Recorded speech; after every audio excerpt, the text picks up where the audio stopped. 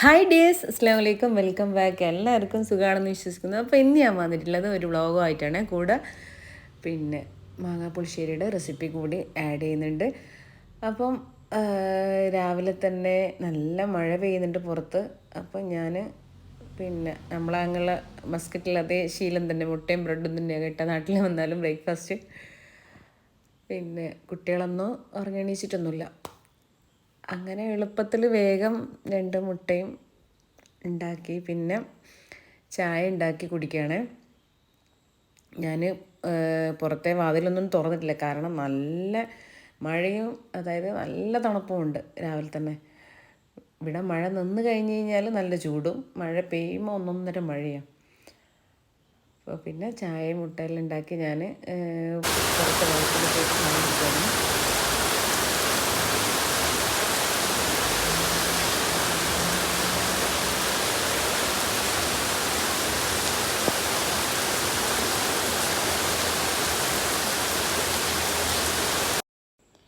അങ്ങനെ വാതിക്കത് കുറച്ച് മഴയിൽ നന്നായിട്ടൊന്ന് ആസ്വദിച്ചതിന് ശേഷം ഞാനിതാ കിച്ചണിലേക്ക് വന്നിട്ടുണ്ട്. ഇവിടുന്ന് നാട്ടിൽ നിന്ന് വേഗം തന്നെ ചോറും കറി ഉണ്ടാക്കും, കാരണം ബ്രേക്ക്ഫാസ്റ്റ് കാര്യമായിട്ട് ഉണ്ടാക്കുന്നില്ലല്ലോ.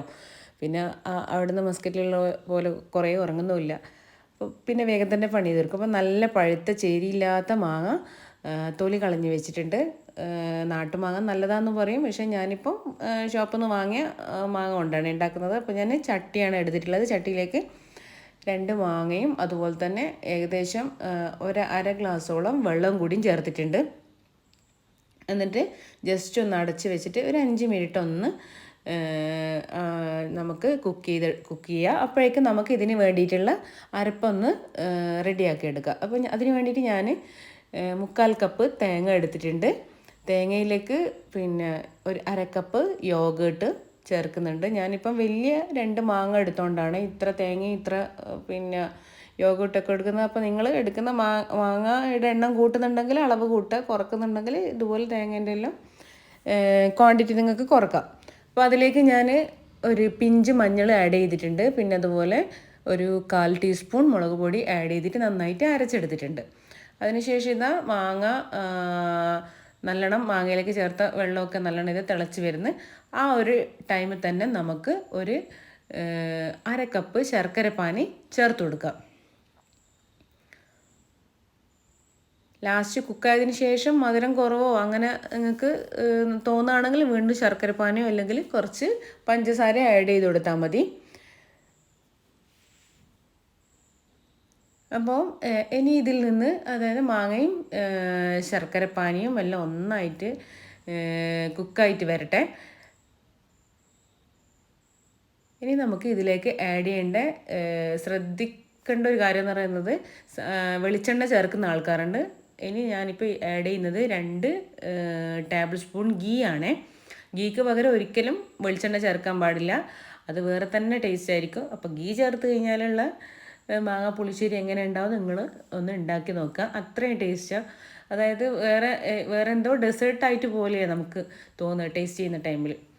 അപ്പോൾ ഇനി ഇതെല്ലാം കൂടി മാങ്ങയും അതുപോലെ തന്നെ ശർക്കര പാനിയും നമ്മളിപ്പോൾ ചേർത്ത ഗീയും എല്ലാം കൂടി ഒരുമിച്ച് കുക്കായി ഒന്ന് നല്ലോണം ഒരു കുഴമ്പ് രൂപത്തിൽ ആയി വരണം. ഇടയ്ക്കിടയ്ക്ക് ഒന്ന് ഇളക്കി കൊടുക്കണേ, അല്ലെങ്കിൽ ചട്ടിയായതുകൊണ്ട് പെട്ടെന്ന് തന്നെ അടി പിടിക്കാൻ ചാൻസ് ഉണ്ട്. അതിനുശേഷം നമുക്ക് ഇതിലേക്ക് നന്നായിട്ട് ഇളക്കിയതിന് ശേഷം നമ്മൾ നേരത്തെ അരച്ച് വെച്ചിട്ടുള്ള ആ ഒരു അരപ്പൊന്ന് ചേർത്ത് കൊടുക്കുക.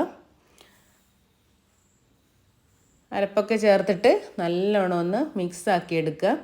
എന്നിട്ട് നമുക്ക് ആവശ്യത്തിനനുസരിച്ചിട്ട് വറ്റിയെടുക്കുക. നല്ലോണം വറ്റണം എന്നുള്ളവർക്ക് കൂടുതൽ ടൈം വെച്ചിട്ട് വറ്റിച്ചെടുക്കുക. ഞാൻ ഒരുപാട് വറ്റിച്ചിട്ട് പുഴുക്ക് പോലെ ഒന്നും ആക്കി എടുക്കുന്നില്ല. അത്യാവശ്യം ഒരു ലൂസ് കൺസിസ്റ്റൻസിയിലാണ് ഞാൻ ഇത് ഓഫ് ചെയ്തിട്ടുള്ളത്. അപ്പോൾ ഇതൊന്ന് തിളച്ച് വരുന്നുണ്ട്. തേങ്ങയും ശർക്കരയും എല്ലാം കൂടി തിളച്ച നല്ലൊരു പായസത്തിൻ്റെ ഒരു സ്മെല്ല് പോലെ തോന്നുക. ഇനി നമുക്കിതിലേക്ക് ഒന്ന് താളിച്ചൊഴിക്കണം.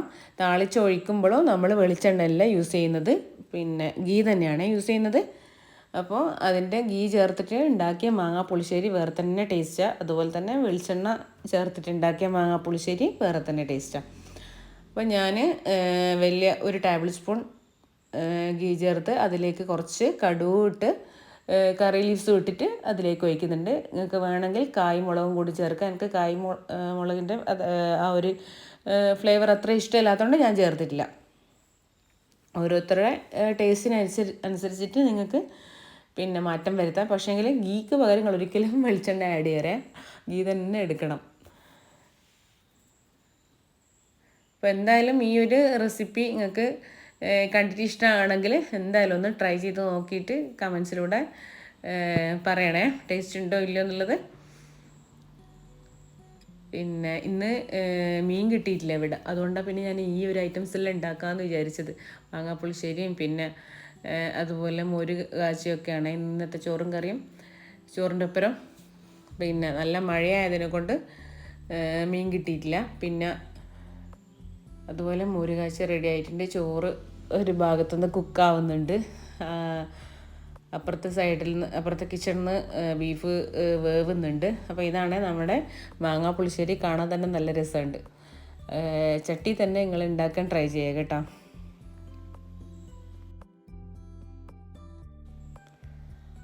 അപ്പോൾ ഞാൻ ബീഫ് കുക്ക് ചെയ്തിട്ട് ബീഫിൽ ഉപ്പും മഞ്ഞളും കുരുമുളക് പൊടിയും അതുപോലെ തന്നെ കുറച്ച് മല്ലിപ്പൊടി അതുപോലെ ഒരു തക്കാളി ഉള്ളിയൊക്കെ ചേർത്തിട്ട് കുക്കറിൽ നന്നായിട്ട് ഒരു 6-7 വിസിലടുപ്പിച്ചിട്ട് എടുത്തതാണ്. എന്നിട്ട് അതിൽ പീസസ് മാത്രം എടുത്തിട്ട് വെളിച്ചെണ്ണയിൽ ഞാൻ ഫ്രൈ ചെയ്യുന്നുണ്ട്. ഇങ്ങനെ നിങ്ങളൊന്ന് ഉണ്ടാക്കി നോക്കണേ.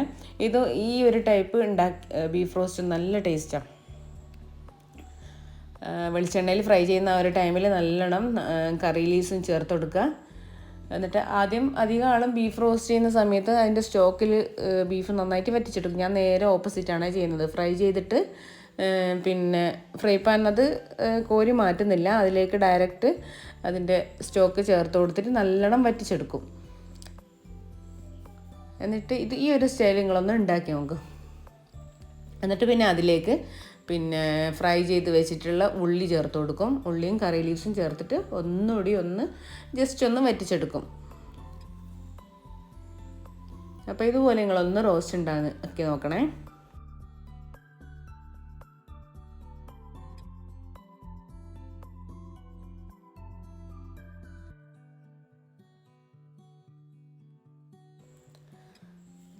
അപ്പോൾ ഇന്നത്തെ ചോറും കറിയെല്ലാം റെഡി ആയിട്ടുണ്ട്.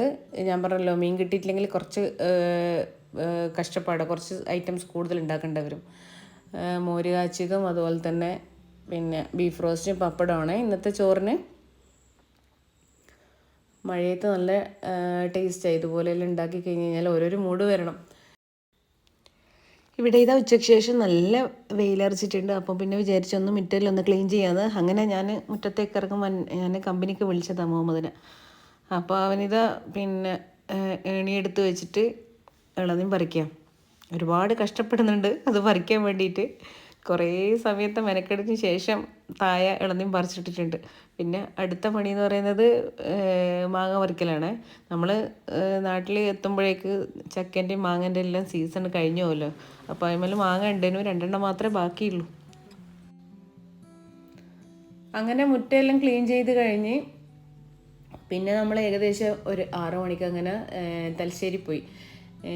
ഇറങ്ങുന്ന സമയത്ത് മഴയൊന്നുമില്ല. തലശ്ശേരി എത്താനപ്പോഴേക്കും നല്ല അടിപൊളി മഴ. നമ്മൾ തലശ്ശേരി പോകുന്നത് എന്തിനാന്ന് വെച്ച് കഴിഞ്ഞാൽ പിന്നെ കടൽപ്പാലം കല്ലുമ്മക്കായ് തിന്നാൻ വേണ്ടിയാണ് പോകുന്നത്. നല്ല വൈബല്ലേ. മഴയില്ലെങ്കിൽ തന്നെ തലശ്ശേരി കടൽപ്പാലം ഉള്ള കല്ലുമ്മക്കായിൻ്റെ ടേസ്റ്റ് പറയാത്തതാണ്, നല്ല അത്രയും ടേസ്റ്റാണ്. പിന്നെ മഴയും കൂടി ഉണ്ടാകുമ്പം അടിപൊളി അല്ലേ. പിന്നെ നമ്മുടെ തലശ്ശേരി റോഡ് കണ്ടില്ലേ. തലശ്ശേരി റോഡിലെ 2 സൈഡിലുള്ള പഴയ അതായത് ഞാൻ കോളേജിൽ പോകുന്ന സമയത്തെ എങ്ങനെയാണോ ഉള്ളത് അതുപോലെ തന്നെ ഇപ്പോൾ ഉള്ളത്. പിന്നെ 22 വർഷമായി. അപ്പം പോകുന്ന ബസ്സിൽ നമ്മളിങ്ങനെ ഇരിക്കും. ഇപ്പോൾ നമ്മളെ മൈൻഡിലുണ്ടാവും ഇങ്ങനെ ഓരോ സ്ഥലത്ത് ഉള്ള ഷോപ്പുകളും എല്ലാം. അപ്പോൾ ഇതാ തലശ്ശേരി കടൽപ്പാലം എത്താനായി. അവിടെയുള്ള തിരക്ക് കണ്ടില്ലേ. തലശ്ശേരി കടൽപ്പാലമുള്ള മാമൂക്കാൻ്റെ ഷോപ്പിലാണ് പോകുന്നത്. നല്ല ആളുണ്ട്. മഴയൊന്നും ഒരു പ്രശ്നമില്ല ആൾക്കാർക്ക്. എത്ര മഴയത്തും ആളുണ്ടാവും. അവിടെ നമ്മൾ വണ്ടി പാർക്ക് ചെയ്യുമ്പോഴേക്ക് മഴ നിന്നിട്ടുണ്ടേ.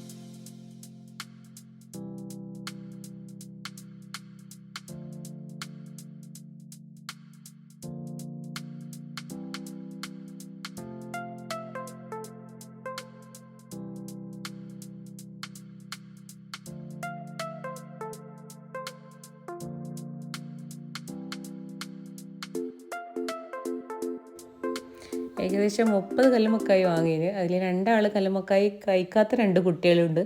എന്നിട്ടൊരു 5 മിനിറ്റ് കൊണ്ട് നമ്മളെ പ്ലേറ്റ് കാലിയായി. ഇപ്പം നമ്മൾ പോകുന്നത് കല്ലുമ്മക്കായി കഴിക്കാത്ത കുട്ടികൾക്ക് മോമോസ് വാങ്ങിച്ചു കൊടുക്കാനാണ്.